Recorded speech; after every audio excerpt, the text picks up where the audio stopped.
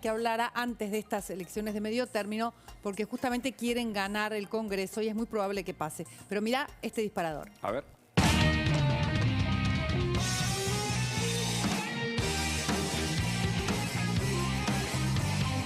The defeated former president of the United States refuses to accept the results of the 2020 election. He refuses to accept the will of the people.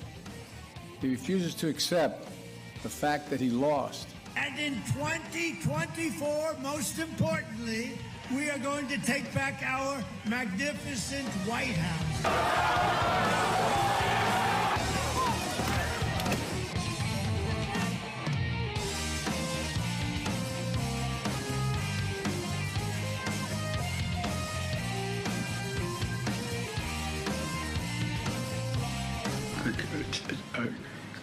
Yeah. A vital part of preparing for hurricane season is to get vaccinated now.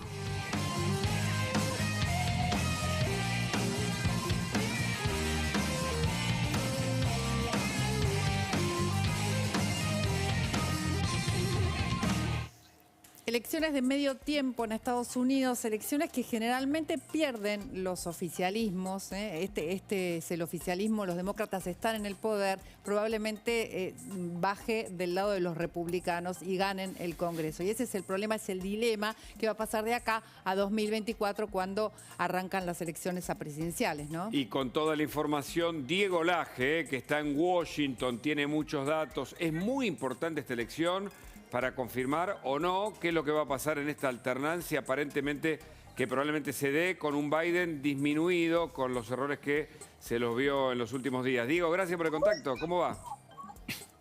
Muy buenas, Hugo, Mariana, gustazo acompañarlos como siempre y todo el equipo, por supuesto, de amigos. Creo que lo estás planteando como lo están planteando en este momento los analistas aquí. El problema fundamental que tiene el oficialismo, que tiene los demócratas, que tiene la administración Biden, es que no logran hacer que el electorado responda a las consignas que ellos proponen. ¿Qué quiero decir con esto? Vimos recién en el disparador cómo no se aceptó el resultado de la elección, cómo los republicanos están realmente recorriendo una ilusión de consignas, muchas descabelladas, entre otras, por supuesto, que hubo un fraude masivo en la elección de 2020, sin ninguna prueba, sin absolutamente ninguna prueba concreta más que el discurso y la consigna. Y a pesar de todo eso, parece que el votante estadounidense está preocupado por la inflación, más de 8% anualizado, una inflación que no baja, un mercado laboral que sigue fuerte.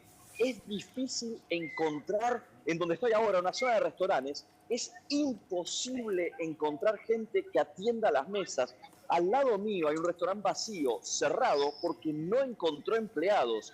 O sea, así de fuerte está el mercado laboral. Sin embargo, los republicanos, con un mensaje claro, compacto y conciso alrededor de la cuestión de la inflación, están logrando dar vuelta hasta las carreras donde había dudas. Diego, ahora Mariana, por favor. Sí. No, está bien, está bien. No, Dale. te quería preguntar, ¿cuánto pesa el estado de salud que se ve de Biden desorientado cada vez más frecuentemente en sus exposiciones y presentaciones públicas? Sí, sin ninguna duda eso está presente. Lo mencionamos en el compactado, en el disparador que lanzó Mariana. Claramente se lo ve desorientado cada vez más seguido a Joe Biden. Realmente preocupa, pero te diría que es algo que está muy encapsulado en las redes. Te diría que es algo que está muy encapsulado en el comentario de la oposición.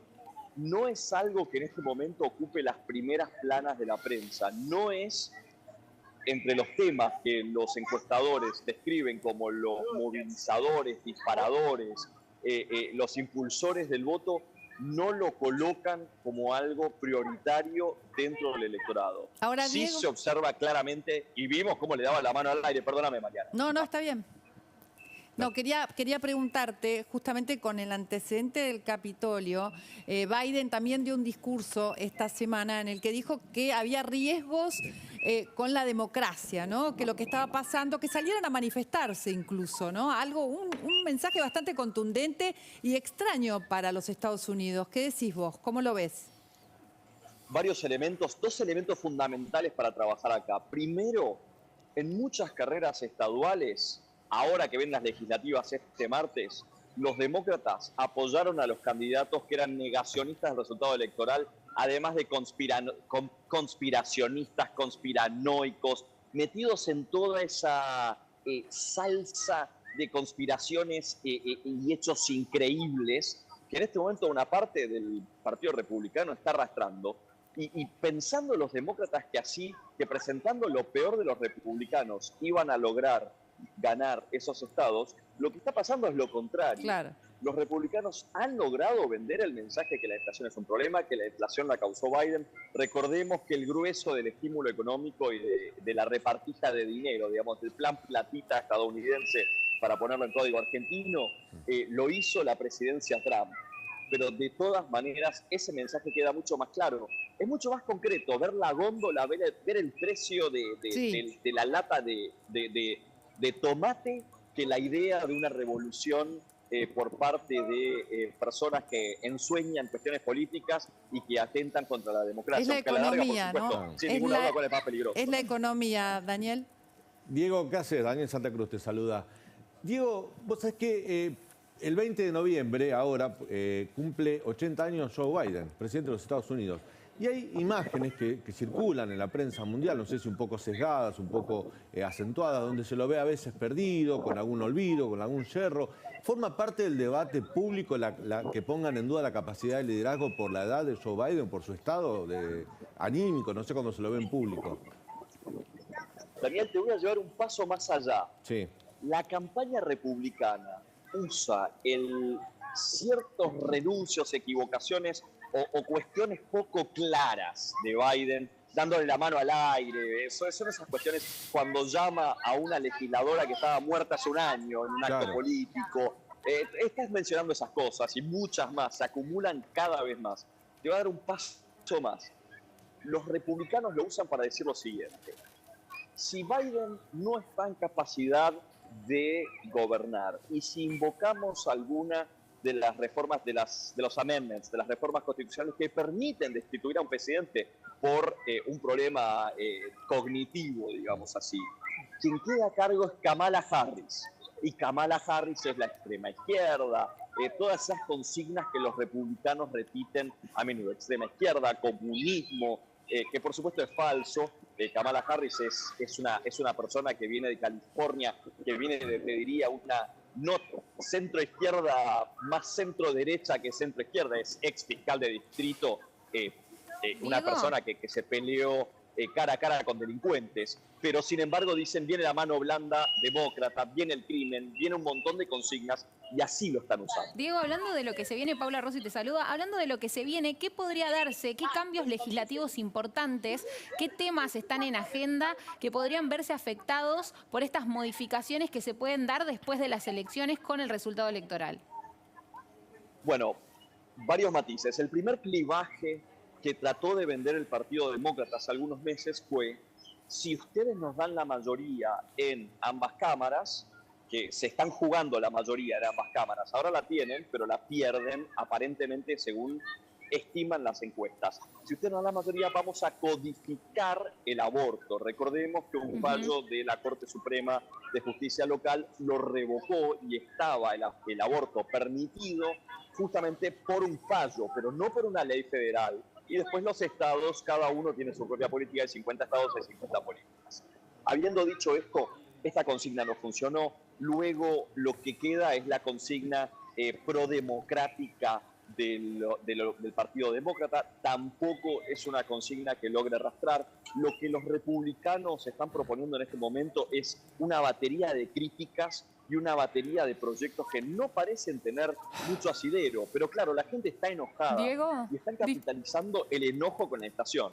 Diego, hablas del enojo de la gente y hubo cambios en Twitter, que es una red social que fue utilizada, digamos, en las elecciones, ¿no? Digamos, generan grupos de estos conspiranoicos, como vos los llamabas. ¿Hay temor, digamos, en la presidencia de Biden acerca del efecto de este nuevo Twitter en estas elecciones o de cara a las elecciones presidenciales? La entrada de Elon Musk en Twitter fue un terremoto político. No hay otra manera de definirlo. Elon Musk, a este momento, ya se santeó al 50% de la plantilla de Twitter. O sea, tenían 7.600 empleados, ya echó a 3.400 según el Washington Post de hoy. ¿Por qué significa mucho que eche a gente? Justamente lo que estás apuntando en tu pregunta. Buena parte de la gente que está cesanteada era la parte que moderaba el contenido, que evitaba que estas teorías como QAnon, que era una persona secreta que hablaba sobre algo así como mesías político y que promovía la presidencia, la presencia de Donald Trump, todo este tipo de ensoñaciones, porque ni siquiera no lo puedo calificar de teorías. Se valieron de Twitter y las redes sociales, mucho también del algoritmo de YouTube. Google tiene que hacerse cargo de eso y no se hizo cargo de eso. Pero la situación en Twitter era central justamente porque Twitter se había atrevido a echar a Donald Trump cuando todavía era un político que estaba en la presidencia. Lo echaron de Twitter por justamente distribuir este tipo de teorías. Ahora, o mejor dicho, ensoñaciones, porque teorías es demasiado palabra para eso. Pero clarísimo. Lo cierto es que claro, lo cierto es que ahora hay que esperar a ver qué pasa. Todavía no sabemos qué es lo último que pasa hoy. Y para tener más información y de la buena, te vamos a seguir consultando como siempre, agradeciéndote este contacto, el informe, los datos y el aporte que haces, querido Diego. Un abrazo grande. Un abrazo, querido Hugo, equipo, y nos vemos la próxima. Hasta luego. Y nosotros nos vamos al encuentro de Álvaro Norro ahí en la